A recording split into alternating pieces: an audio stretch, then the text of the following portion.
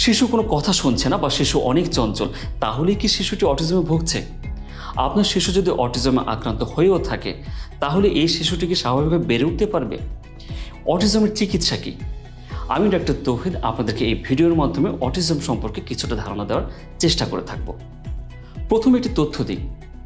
আপনারা নিশ্চয়ই জেনে থাকবেন বিজ্ঞানী নিউটনের কথা, বিজ্ঞানী আইনস্টাইনের কথা, কিন্তু আপনারা কি এটি জানেন যে তারাও যে অটিজমে আক্রান্ত ছিল? আপনার শিশু যদি অটিজমে আক্রান্ত হয়েও থাকে, তাহলে আপনার সংকোচ কোথায়? আপনি কেন ভয় পাচ্ছেন?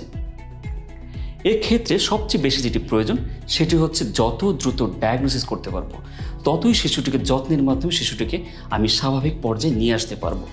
আর যত দেরি হবে ডায়াগনোসিস, ততই চিকিৎসা পদ্ধতি হবে জটিল।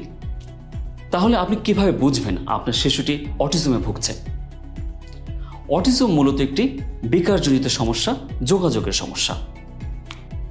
ধরুন যারা বাক প্রতিবন্ধী, কানে শোনে না, তারাও কিন্তু যোগাযোগের চেষ্টা করে। কিভাবে?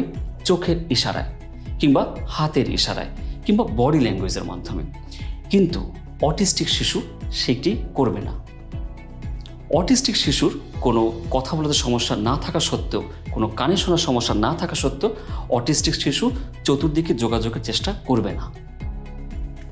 সাধারণত 6 মাস বয়সে একটি শিশু প্রত্যুত্তর দেওয়ার চেষ্টা করে থাকে।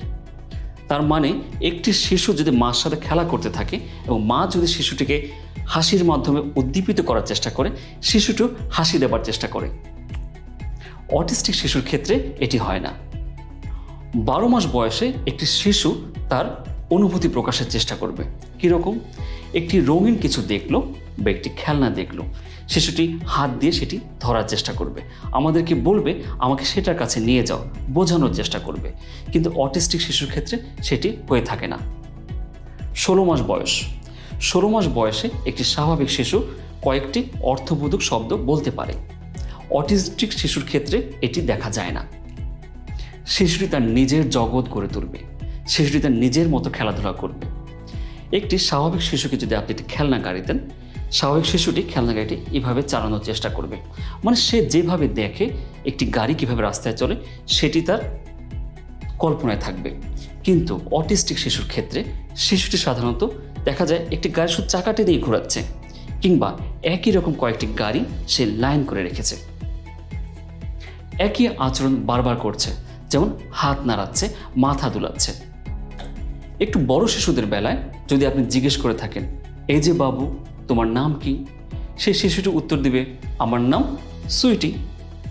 কিন্তু অটিস্টিক শিশুর ক্ষেত্রে আপনি যদি জিজ্ঞেস করে থাকেন, এই যে বাবু, সেই অটিস্টিক শিশুটিও বলবে, এই যে বাবু।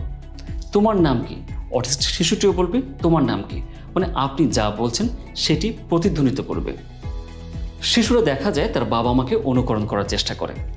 একটি শিশু প্রতিদিন দেখে তার বাবা অফিসে যাচ্ছে, সে একটি ব্যাগ নিয়ে সে দেখাবে যে আমি বাবাকে অনুসরণ বা অনুকরণ করছি। ঠিক তেমনি সে তার মাকে দেখাবে সে রান্না করছে। একটি অটিস্টিক বেবির ক্ষেত্রে সেরকম হয়ে থাকে না। অটিস্টিক বেবি তার নিজস্ব একটি খেলার, চিন্তা ধারণার জগৎ করে তোলে।